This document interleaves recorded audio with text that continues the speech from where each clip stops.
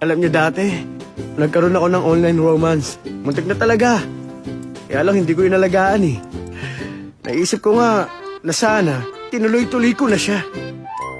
Senior How, hindi akma ang online romance. Eh bakit kayo ni Shaolay umakma? We met online tapos personal kami nagkakilala.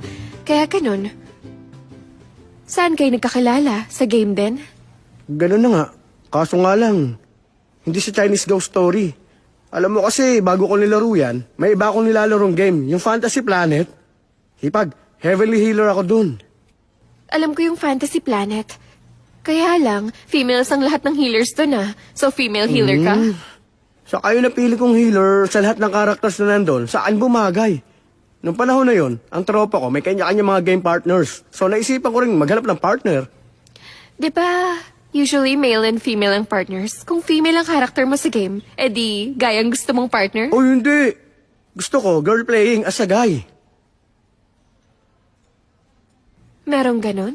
Oo naman. At meron ako naispatan na naglalaro ng male character doon. Blossom Arrow ang name.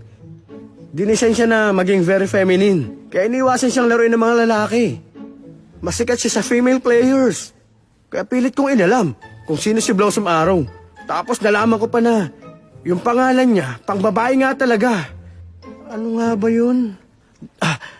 The Plucker of Stars. Sa tunog pa lang ng pangalan, very bold and imposing. Ba't mo naisip na girl siya? Wala.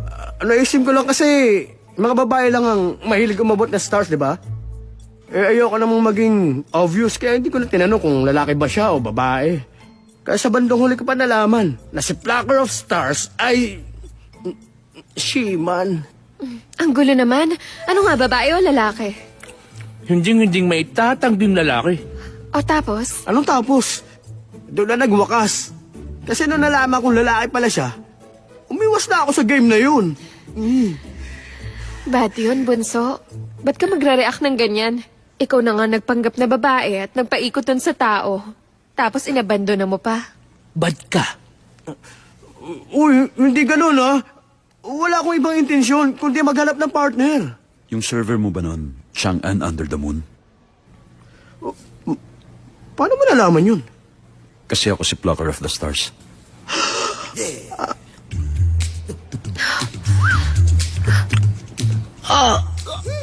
Aray ko! Miss Weiwei, pwede bang samahan mo ako sa clinic? Sige, excuse us.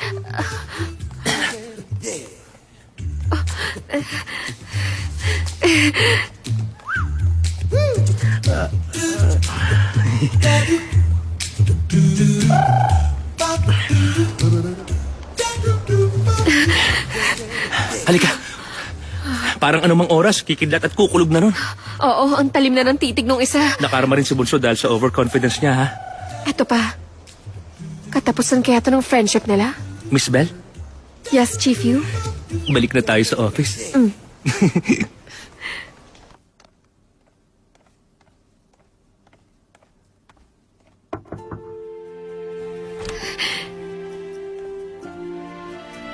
Master Xiao, wala na rin yung in-order mong chow fan. Kaya dinalhan na lang kita ng mixed veggies, beef and rice.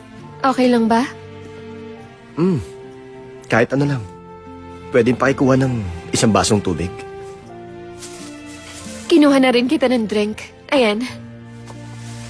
Kain ka muna bago magtrabaho. Hindi mo naman kailangan mag-abala pa eh. Hindi yan abala. Natural lang yun sa akin.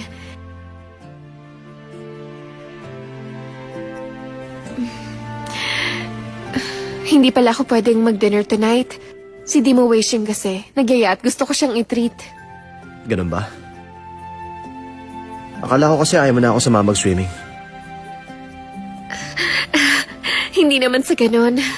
Kung ganun, bukas na lang tayo.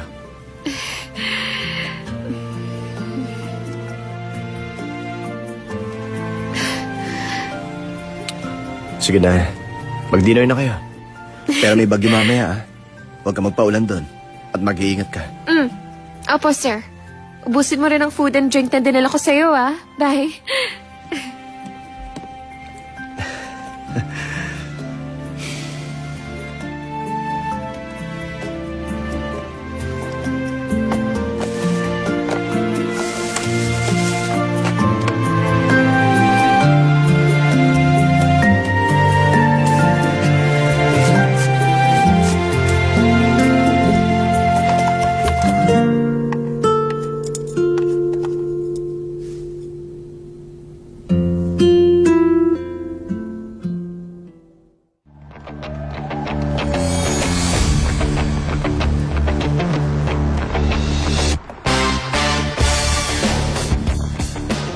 Hello, lovely ladies. Sakay na.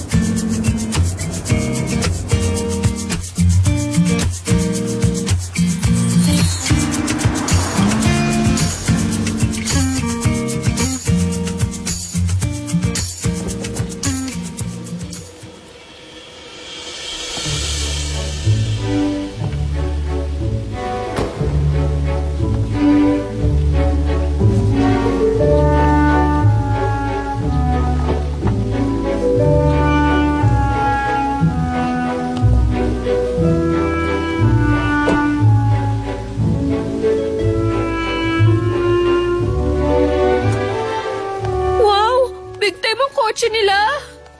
Pati naman yung driver, ang gwapo rin niya!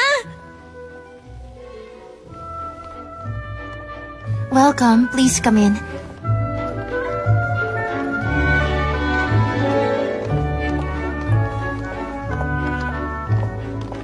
Kung ganon, ikaw pala si Genshui.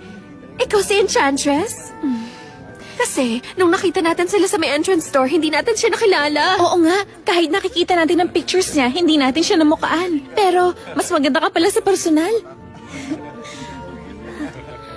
O sige, total halos nandito na ang lahat. Umorder lang kayo. Ako magbabayad. Waiter, menu please. Lulubos-lubosin ko na ang order, Teka, si Lu Wei, bakit wala pa rin? Di mo wishing, kailan ba siya darating? Huwag mo sabihin, pass na naman siya. Hindi, darating siya, don't worry. May isang salita naman siya. O di, tingnan na lang natin.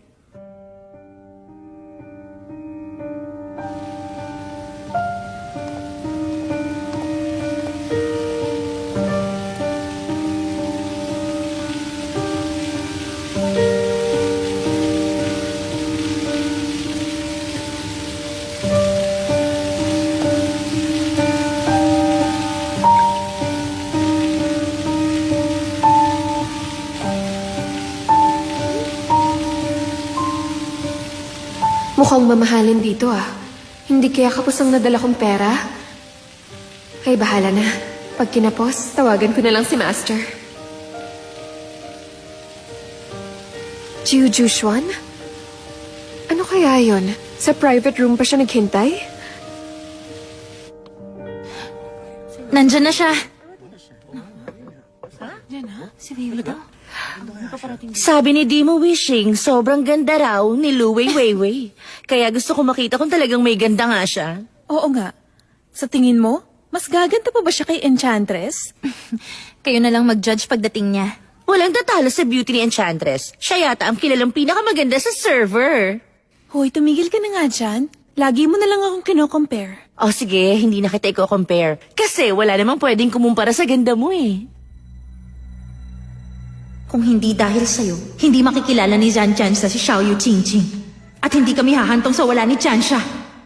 Sana maranasan mo ang sakit na nararamdaman ko. Tingnan ko lang kung magawa mo pang tumawa.